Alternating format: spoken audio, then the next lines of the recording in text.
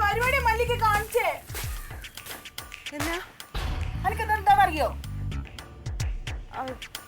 ഇത് സീതപ്പഴത്തിന്റെയാണ്. ഞാൻ അത്ര തൈ ഇവിടെ കൊണ്ടുവന്ന് വെച്ചിട്ടാണ് അത് പിടിച്ച് ഇത്ര ആയെന്ന് എനിക്കറിയോ?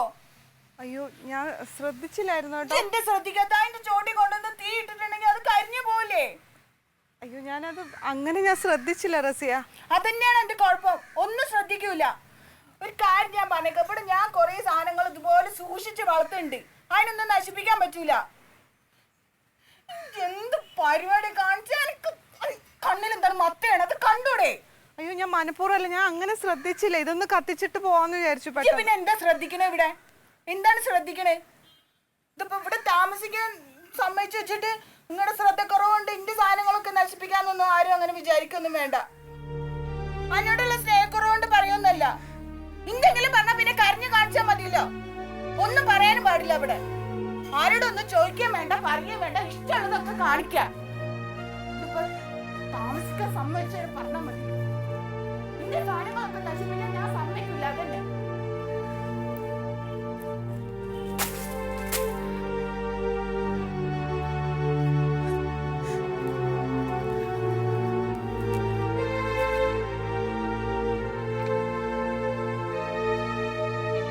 എന്താണ്? എന്താ ഒരു ബോള കെട്ടത്? ഞാനിവിടെ കുറച്ച് വേസ്റ്റ് കത്തിച്ചു. ആ എന്നെ വഴക്ക് പറഞ്ഞു. വേസ്റ്റ് കത്തിച്ചതിന് എന്തിനാ വഴക്ക് പറയുന്നു? അത് ഞാൻ ആ സീതപ്പഴത്തിന്റെ ചെടിയില്ലേ അതിന്റെ ചോട്ടിലായിട്ട് കത്തിച്ച്. നീ എന്തിനാ അതിന്റെ ചൂട്ടിലിട്ട് കത്തിച്ച്? വേറെ എവിടെയും കത്തിച്ചാ പോരെ? ഞാനത് കണ്ടില്ല ഏട്ടാ. അപ്പുറത്ത് മുഴുവൻ വാഴത്തൈയാണ്. അതാണ് ഞാൻ ഇവിടെ കൊണ്ടുവന്ന് കത്തിച്ചത്. അപ്പൊ ഇവിടെ ഇതാണെങ്കിൽ അവിടെ വാഴയാണെങ്കിൽ പിന്നെ വേറെ എത്ര സ്ഥലം ഉണ്ട് ഒഴിഞ്ഞു കിടക്കണത്? എവിടെയെങ്കിലും ഇട്ട് കത്തിച്ചോടോ നിനക്ക്? ഏട്ടാ ഏട്ടനും കൂടെ എന്റെ മേത്തേക്ക് കയറരുത് കേട്ടോ. ഇവിടെ ഈ നന്നാട് മുറ്റത്ത് കൊണ്ടുവന്ന് കത്തിക്കാൻ പറ്റും എനിക്ക്. എന്തടി ഇവിടെ കത്തിച്ചാ? അത് വാരി കളഞ്ഞാ പോരെ? ആരാ ചോദിക്കണ്? ചേട്ടൻ അങ്ങനെ പറഞ്ഞാൽ മതി. അപ്പൊ ഒരു റസിയ ഇവിടെ മുറ്റത്തോട്ടോന്നാണോ കത്തിക്കണേന്ന് ചോദിച്ചോട്ട്. ഇതിപ്പോ ഒന്നും രണ്ടും തവണയല്ല, കുറെ തവണ എന്നെ കുത്തി കുത്തി റസിയ സംസാരിക്കണം. അത് നിനക്ക് തോന്നുന്നതാണ്. ഇതൊക്കെ ഈ നിസ്സാര കാര്യമില്ല. ഇത് കൂടെ കേട്ട് പുറത്തോണ്ട് വിടണ്ടേ? ഇത് അത്ര നിസ്സാര കാര്യമൊന്നുമില്ല. എനിക്ക് കുറച്ച് നാണവും മാനവും അഭിമാനവും ഒക്കെ ഉണ്ട്. അപ്പൊ എന്താ എനിക്കതില്ലാന്ന് പറയണത്? നീ നിങ്ങൾക്കതില്ല, അതാണ് ഞാൻ ഇത് അനുഭവിക്കണത്. അതെ, നീ നിസ്സാര കാര്യങ്ങൾക്ക് വേണ്ടി വെറുതെ വഴക്കടിക്കാൻ നിൽക്കണ്ടേ മല്ലികെ. ഇതിപ്പോ ഇവിടെ ആവുമ്പോ ഒരു കുഴപ്പമില്ല, സുഖമായിട്ട് ഇവിടെ താമസിക്കാം. വാടകയും കൊടുക്കണ്ട, ഒന്നും കൊടുക്കണ്ട. ഏട്ടാ നമുക്ക് വേറൊരു വാടക വീട് എടുത്ത് മാറാന്നേ. എന്താ നീ പറയണത്? അതിന് വാടക കൊടുക്കണ്ടടി.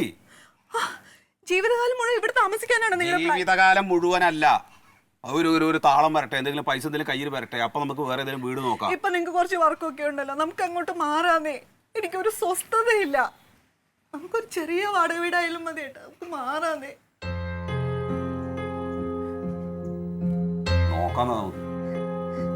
നോക്കണെന്ന വേഗം ആയിക്കോട്ടെ കേട്ടോ. എനിക്ക് ഇനി അധികം നാൾ ഇവിടെ പിടിച്ചിരിക്കാൻ പറ്റുമെന്ന് തോന്നല്ല. എനിക്ക് പറ്റുമെങ്കിൽ ചെയ്യും, അല്ലെങ്കിൽ ഞാൻ എവിടേക്കെങ്കിലും ഇറങ്ങിപ്പോ. നീ പറയണ കാര്യങ്ങളൊക്കെ ശരിയാണ്. ഇപ്പൊ നീ ഉദ്ദേശിക്കണ പോലത്തെ ഒരു വൃത്തിയുള്ള വീട് കിട്ടണമെങ്കിൽ ഏറ്റവും ചുരുങ്ങിയത് ഒരു 8,000 രൂപ മാസം വാടക കൊടുക്കണം. കറണ്ട് കാശ് കൂടാതെ 8,000 അത് വരും. 5 രൂപക്കൊന്നും വൃത്തിയുള്ള വീടൊന്നും കിട്ടൂല. ഇപ്പൊ ഹിന്ദിക്കാര് വന്ന് കയറിയേക്കണോണ്ട് വാടക വീട് കിട്ടാനില്ല. 5 രൂപക്കുള്ള വീട്ടിൽ പോയി താമസിക്കാട്ട് നല്ല ഇപ്പൊ എന്റെ ആ റൂമിൽ തന്നെ താമസിക്കാൻ. അത് പോരാട്ടോ, ഇത് കണക്കാക്കണം. ഒരു 5-8 രൂപ കണക്കാക്കണം. ഒരു 8 രൂപ നിനക്ക് മാസം വാടക അതെ. 8 രൂപ വാടക കൊടുക്കാൻ നിന്റെ അടുത്ത് കൃത്യമായിട്ട് ഉണ്ടാവോ? 8 രൂപ എന്നും പണിക്ക് പോണം എന്നാണ്ടാവും. ഞാനാ അത് അവനവനോട് പറ, എന്നോട് പറഞ്ഞിട്ട് എന്താ കാര്യം? അതെ, അല്ല പണിക്ക് പോണം എന്നുള്ള കാര്യം സത്യമാണ്. പക്ഷെ ഇജിപ്പോ അതുകൊണ്ട് എന്താ ഉദ്ദേശിച്ചത്? ഈ 8 രൂപ വാടക കൊടുക്കാൻ ഇവൻ കൃത്യമായിട്ട് ഉണ്ടാക്കുമെങ്കിൽ നമുക്കൊരു ചെറിയ വീട് കണ്ടുപിടിച്ചിട്ട് അത് വാങ്ങാം സ്വന്തമായിട്ട്, ലോൺ എടുത്തിട്ട്.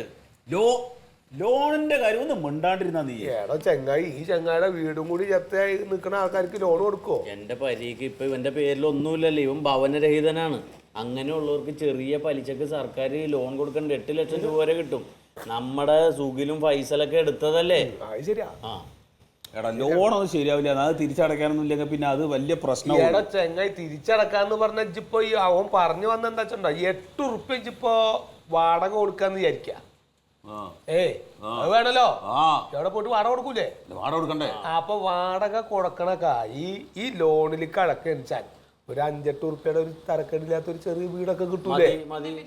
ഇത്തിരി ഉള്ളിലായിക്കോട്ടെ. ഒരു 5-8 ഉറുപ്പ്യയുടെ ഒരു വീട് കിട്ടിയാല് ഈ 8,000 ഉറുപ്പ്യ നേരെ ബാങ്കിലെ കൊണ്ടുപോയി അടച്ചാൽ എന്റെ മുതലിലേക്കാ പോണത്. അതുമല്ല, ഇപ്പൊ 5-6 മാസം കഴിയുമ്പോ നമ്മുടെ സ്ഥലക്കച്ചവടം നടന്നു വെക്ക്. നമുക്ക് ഇവന്റെ വീട് തിരിച്ചെടുക്കുകയും ചെയ്യാം. അതാർക്കെങ്കിലും വാടക കൊടുത്തൂടെ? പിന്നെ സുഖായില്ലേ? അല്ല, അത് നല്ല ഐഡിയ ആണ് കേട്ടോ. എന്റെ അഭിപ്രായത്തിൽ അത് തരക്കടില്ല. നല്ല ഐഡിയ, ആലോചിക്കേണ്ട കാര്യമാണ്. ഒരുപാട് സംവിധാനങ്ങളുണ്ട്, നമ്മൾ ഇതൊക്കെ ഒന്ന് ഉപയോഗിക്കാഞ്ഞിട്ടാണ്. അല്ല, ഇതിപ്പോ കിട്ടാനെന്താ മാർഗം? നമ്മുടെ അജിത്തില്ലേ, ലോണൊക്കെ റെഡി ആയി കൊടുക്കണം. അവനെ നാളെ നമുക്ക് ബാങ്കിൽ പോയി കാണാം. സാറേ, അജിത്ത് പറഞ്ഞിട്ട് വന്നതാണ്, ജോസ്. അജിത്തിനോട് പറഞ്ഞിട്ടുണ്ടായിരുന്നു, ജോസൂട്ടി വരുമെന്ന് പറഞ്ഞിട്ടുണ്ടായിരുന്നു. എന്താ സാറേ, ഇത് വാസൂട്ടി എന്റെ ഫ്രണ്ടാണ്. പുള്ളിക്ക് ഒരു വീടും സ്ഥലവും വാങ്ങുന്നതിന് വേണ്ടിയിട്ടേ ഒരു ലോണിനെ കുറിച്ചൊന്ന് സംസാരിക്കാം. പറഞ്ഞായിരുന്നു. അത് എന്താണ്, എങ്ങനെയാണ്, എന്താ പരിപാടി, എന്താ ഉദ്ദേശിക്കുന്നത്? ഒരു വീട് കണ്ടുവച്ചിട്ടുണ്ട് സാറേ. ഒരു 3 സെന്റ് സ്ഥലവും അതിനകത്തൊരു ചെറിയ വീടും. ഒരു ചെറിയ പഴയ വീടാണ്. പക്ഷെ അപ്പൊ അത് ഒരു 12 ലക്ഷം റുപ്യ അതിന് ഏകദേശം വരും. 12 ലക്ഷം? അതെ, കുഴപ്പമില്ല. പക്ഷെ 12 ലക്ഷം മുഴുവനും നമുക്ക് തരാൻ പറ്റത്തില്ല. നമുക്ക് അതിനൊരു റൂൾസ് ആൻഡ് റെഗുലേഷൻസ് ഒക്കെ ഉണ്ടല്ലോ. അതുകൊണ്ട് 90% തരാം. ബാക്കി നിങ്ങൾ കയ്യിൽ നിന്ന് തന്നെ എടുക്കണം. അതേ പറ്റുള്ളൂ നമുക്ക്. എല്ലായിടത്തും അങ്ങനെ തന്നെയാണ് ചെയ്യുന്നത്. ഇപ്പൊ ഈ നമ്മൾ കണ്ടുവച്ചിരുന്ന വീടേ ഒരു 10-15 ദിവസത്തിനുള്ളിൽ അത് രജിസ്ട്രേഷൻ ചെയ്യണം. എന്നാലും ഈ വിലക്ക് കിട്ടുള്ളൂ. പെട്ടെന്നൊന്ന് ക്ലിയർ ചെയ്ത്. എവിടെയാണ് നിങ്ങൾ സ്ഥലം കണ്ടിരിക്കുന്നത്? സ്ഥലം ഇപ്പൊ ഞാൻ താമസിക്കുന്ന വീടിന്റെ അവിടുന്ന് ഒരു 1/2 കിലോമീറ്റർ കൂടെ മാറിയിട്ടാണ്. അത്രേ ഉള്ളൂ സാറേ. ആ വർക്ക്ഷോപ്പില്, ഓട്ടോറിക്ഷ വർക്ക്ഷോപ്പ്, സുരേന്ദ്രൻ പണ്ട് ലോൺ എടുത്തിട്ടുള്ള പുള്ളിയുടെ വർക്ക്ഷോപ്പിന്റെ തൊട്ടടുത്ത വീട്. ശരി. നല്ല സ്ഥലമാണല്ലോ അല്ലേ? വല്ല കായലിന്റെയും കടലിന്റെയും ഒന്നും ഇതൊന്നും അടുത്തൊന്നും അല്ലല്ലോ. ഇപ്പൊ അങ്ങനെയുള്ള പ്രശ്നങ്ങളൊക്കെ റോഡ് ഫ്രണ്ടാണ്, വീട് ചെറുതാണെന്ന് മാത്രമേ ഉള്ളൂ. അത് എന്താ ചെയ്യുന്നത് ഇപ്പൊ?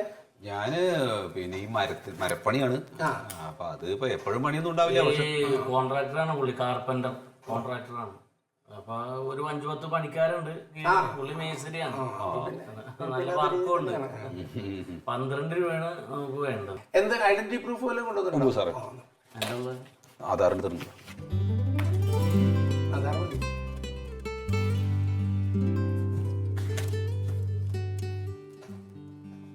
വാസൂട്ടി സി അല്ലേ?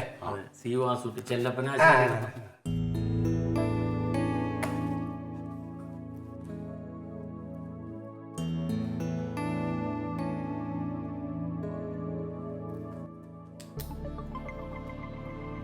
എത്ര രൂപ തിരിച്ചടവ് വരും സാർ? അത് പറയാം. നമുക്ക് നോക്കട്ടെ. ഇതേ, നിങ്ങൾ വേറെ ഏതെങ്കിലും ബാങ്കിൽ നിന്ന് ലോൺ എടുത്തിട്ടുണ്ടോ? ഇല്ല. ലോണ് കേട്ടാൻ എനിക്ക് പേടിയാണ്. ഇത് സിവിലാണല്ലോ. സിവിലാണിത്. നിങ്ങൾക്ക് ബാങ്കിൽ നിന്നേ ഒരു ബാങ്കിൽ നിന്ന് ലോൺ എടുത്തതിന്റെ നിങ്ങൾക്ക് ജപ്തി വന്ന് കിടക്കുവാണ്. നിങ്ങളപ്പോ എങ്ങനെ ഇവിടെ അടയ്ക്കണേ? ഇതെന്ത് ഇത്? അതൊന്നും പറഞ്ഞില്ലായിരുന്ന? അജിത്തിനോടൊന്നും പറഞ്ഞില്ലായിരുന്നു? അയ്യോ, അങ്ങനെയല്ല. ഇത് നമുക്കിപ്പോ അങ്ങനെ ചെയ്ത് കഴിഞ്ഞാൽ നമ്മുടെ ജോലി പോകണ പരിപാടിയാണ് ഇത്. നിങ്ങൾക്ക് തന്നു കഴിഞ്ഞാൽ അതേ ഇത് കൊണ്ട് ഒരു സ്ഥലത്തുനിന്നും കിട്ടത്തില്ല. നിങ്ങൾക്ക് ലോൺ കിട്ടില്ലേ? ലോണ് നിങ്ങൾക്ക് ഒരു ബാങ്കിൽ നിന്നും കിട്ടത്തില്ല. നിങ്ങൾ എടുത്ത ബാങ്കിൽ മുഴുവൻ തുക അടച്ചെങ്കിൽ മാത്രമേ കിട്ടൂ. അതുപോലെ അത് നടപടിയിലായിരിക്കുക, നടപടിക്ക് വന്നിരിക്കുക. അത് ജപ്തി നടപടി വരാൻ സാധ്യതയുണ്ട്. അല്ല, അതിപ്പോ നമുക്കൊന്നും ചെയ്യാൻ പറ്റില്ല. നിങ്ങളിങ്ങനെ പറഞ്ഞു കഴിഞ്ഞാൽ എന്റെ പണി പോകും. ഇപ്പൊ ഞാനിത് നോക്കാണ്ട് നിൽക്കുന്നത് എന്റെ പണി പോകില്ലേ? നമ്മളെന്ത് ചെയ്യാൻ പറ്റും? ഇത് പറയാൻ തമാശ പറയുന്നതല്ല. എല്ലാ കാര്യങ്ങളും ഇതാണ്. നിങ്ങൾ എടുത്തിട്ടുണ്ടല്ലേ? അപ്പൊ പിന്നെ അത് ഇതൊക്കെ ഉണ്ടല്ലോ. എല്ലാവരും ഇവിടെ വരുമല്ല. നമ്മൾ ഇതൊക്കെ വെച്ചോണ്ടല്ലേ ഇരിക്കണത്. നിങ്ങളുടെ ആധാർ കാർഡ് അടിച്ചു കഴിഞ്ഞാൽ നിങ്ങളുടെ സകല ഭൂമിശാസ്ത്രവും ചരിത്രവും എല്ലാം ഇതിനകത്ത് വരും. കൊടുത്തതും മേടിച്ചതും എല്ലാം. നമ്മളെ കുഴപ്പത്തിലാക്കരുത്. അതുകൊണ്ട് വേഗം പൊക്കോ. നമുക്ക് ഇവിടെ ശരി സാറേ. നീയല്ലേ പറഞ്ഞു നമ്മളോട് ചെല്ലുമ്പോഴേക്കന്നെ മാനേജർ പൈസ തരുമെന്ന്? ഞാനറിഞ്ഞ കമ്പ്യൂട്ടർ തുറക്കുമ്പോ എടാ, നമ്മൾ പറഞ്ഞ പോലെയല്ലട്ടാ കാര്യങ്ങള്. ഞങ്ങൾ അവിടെ ചെന്ന് കാര്യം പറഞ്ഞപ്പോ തന്നെ പുള്ളി ഗംഭീര സ്വീകരണം. വാ ഇരിക്കി, 12 ലക്ഷം രൂപയല്ലോ, അതിനെന്താ കുഴപ്പം എന്നൊക്കെ പറഞ്ഞ് വിവരങ്ങളൊക്കെ ചോദിച്ചു. തരാന്നും പറഞ്ഞു. ഇവന്റെ ആധാർ കാർഡ് മേടിച്ചിട്ട് പുള്ളി കമ്പ്യൂട്ടറിൽ ഇങ്ങനെ വാസൂട്ടിന്ന് അടിക്കാൻ വാന്നടിച്ചപ്പോ തന്നെ ഇവന്റെ ഫുൾ ഹിസ്റ്ററിയും കാർഡ് വന്നു.